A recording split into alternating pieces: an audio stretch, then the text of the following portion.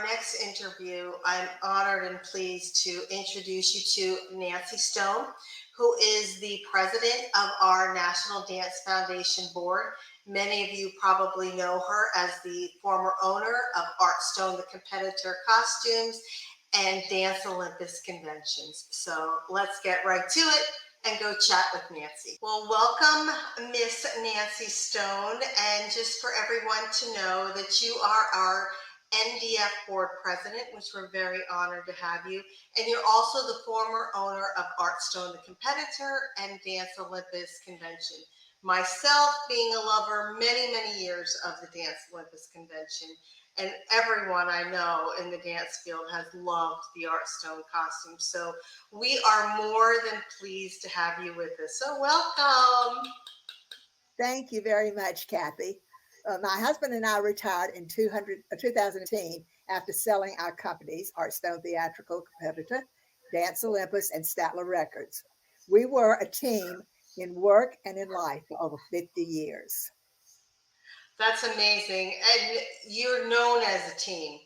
I mean, many people, the UDMA Dance Teacher Resource Expo, have many fond memories of seeing the two of you walk around together. Romance, unbelievable. But I don't want to start out crying. But that's so true. It's so nice to have you here.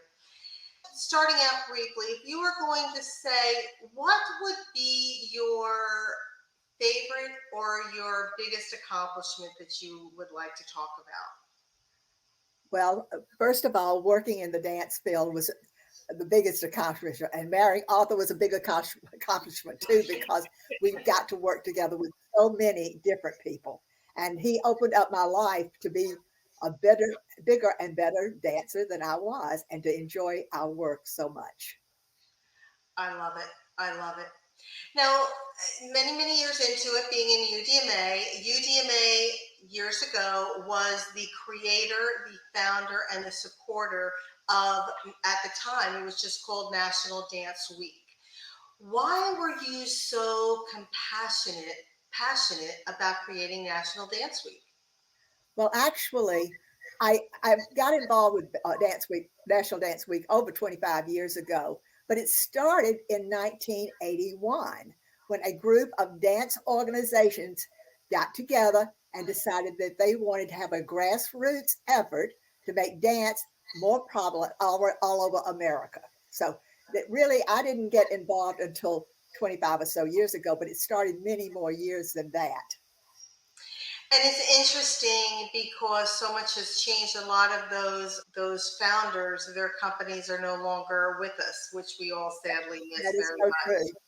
So true. That is so Now, true. even though you did not start it in the beginning of 1981, without you, you were really very passionate about it. Why did you feel so strongly about having a National Dance Week?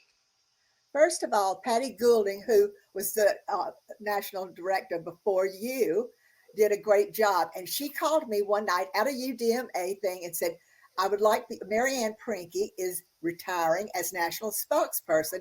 I would like for you to become the national spokesperson. I was just so tickled and honored that she asked me to do this. I'd always been involved with National Dance Week, but never had a title, as you call it. And so it was an honor for me. And so I just jumped into this with Patty's help and tried to make it as big and as prosperous as we could. It was a different story then, because we've come a long way since those first few days. But still, 30 years ago, you had Cheetah Rivera as the national spokesperson. That was amazing. That was right. And now that was actually Marianne Prinky's brainchild. She started that. And then in 2000, we added the national education spokesperson. And Joe Tremaine was the first one of those to hold that title. And the reason when we chose people for the spokesperson and for the celebrity, it was because of what they had done in the industry for dance, whether it was education or celebrities. And we started off with two of the best. Cheetah was wonderful. Joe Tremaine is wonderful. And that is really so interesting. about having how the spokespersons came about, and especially how even the ones about education, because National Dance Week has always been about not just for dancers, but to really get the community involved in teaching and dance. So, how kind of loosely, how would you say those spokespersons were chosen? Well, for what they had done in the world of dance. They had all made a huge difference in the world of dance. When I look back at the history of the National Dance Week, celebrity spokespersons and the educational spokespersons, the history of National Dance Week is so phenomenal that this year, being that it's 30 years, we in our essay and poster contest are really encouraging kids to go in and write about the impact that one of these people had for in the dance industry, because they all had an impact one way or another. So, who was your favorite? Did you have a favorite? Did you have a couple favorites? Well, actually, I had a lot of favorites because I really had a lot to do with the spokespeople because I had worked with them all. And so the educational spokespeople.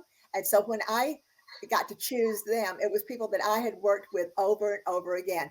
One of my very favorites was Joe Rowan because no matter what you asked Joe to do, she jumped in head and foot. I mean, she was there for anything we asked, as all of them were.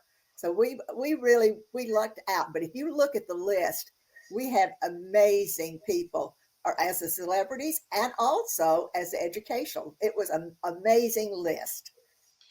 And it is an amazing list. And I encourage all of our listeners to go to nationaldancefoundation.org and go on the National Dance Week page and open up and see all of those amazing spokespersons that we had, and really encourage your young dancers to go in, look at the history of dance.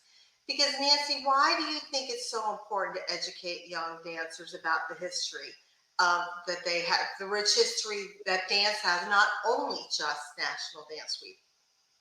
Well, first of all, I think it's really important that people learn about the history of dance and the dancers who made history. It only expands our knowledge of the art of dance, which is really important. Young kids should know this.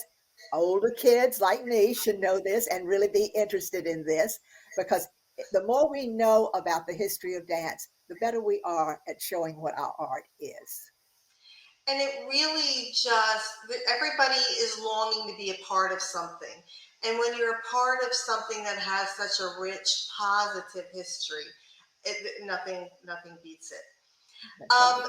the other thing, now, when I first joined UDMA and I first started getting involved in National Dance Week, it was still called at the time, before it became a nonprofit in 2011, there was the cookbook. Oh, Bar yes, the Foods. cookbook. Tell Susan, tell us a little bit about that. I will. I was in Dallas, Texas, visiting a friend, and I picked up a cookbook because I'm always interested in cooking. And there was all of these people from Dallas, the governor's wife and uh, senators' wives that had written this cookbook, but everybody was somebody that was important in Texas. And I thought, oh my gosh, we could do this with dance. So I came back and I talked to the president of UDMA at that time and mentioned they were all for that. And then, of course, I needed help, and I got the help of Susan Epstein, who I could not have done without. We worked on this cookbook for 2 years. And finally, in 2010, it was published. It was called Bar Food. It had over 200 recipes from dancers, dance luminaries, suppliers, and dance companies. So I thought it was a great cookbook. And it sold very well. And actually, someone told me it was still on, I think, Amazon. So if you I didn't buy did. it, I looked it up. It is still on Amazon. If anybody wants to look for it, it's called Bar Food, Barre. And it was, oh, and we just had so many great recipes, and a lot of them are people that are no longer around. Charles Kelly, Gus Giordano, and so we had a great time putting it together. And some recipes are really good, and some recipes are good. Some are hard to make. I looked into the cookbook. I'm not really known for my cooking skills, so some are a little hard to make. What is Well, your yes. favorite? What is your favorite recipe that you contributed? Well, my favorite recipe happens to be my mother's pound cake. And because she made the best pound cake in the world with just a little bit of bourbon added to it. Now, I don't know if she drank some bourbon after she made the pound cake or if she just added it for flavor, but I put a little bourbon in my pound cake too. Love it, love it, love it. Well, Nancy, I so appreciate being able to interview you. Of course, you and I have a friendship over many years, so it's always a pleasure to be with you.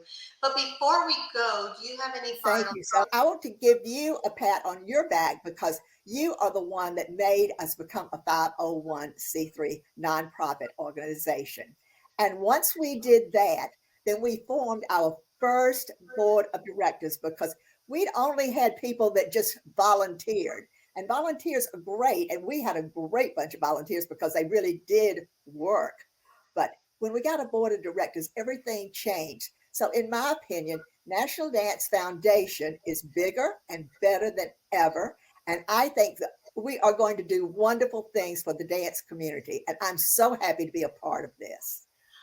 We couldn't have done it without you, Nancy. If you really had your time and energy and your love and passion for it, we would have never gotten this far. So I think we're going to do great things too. So once again, thank you so much. This has been a great time. So thank you, Nancy. Thank you so much, Kathy. Good luck to everybody. Bye bye. Bye bye. Thank you for joining us, everyone, for another fascinating meet and greet with some of the movers and shakers of the dance industry. Again, this is a production produced by National Dance Foundation. And if you'd like more information, please visit our website at nationaldancefoundation.org. So, in the meantime, we'd like to say goodbye and keep dancing. See you next week.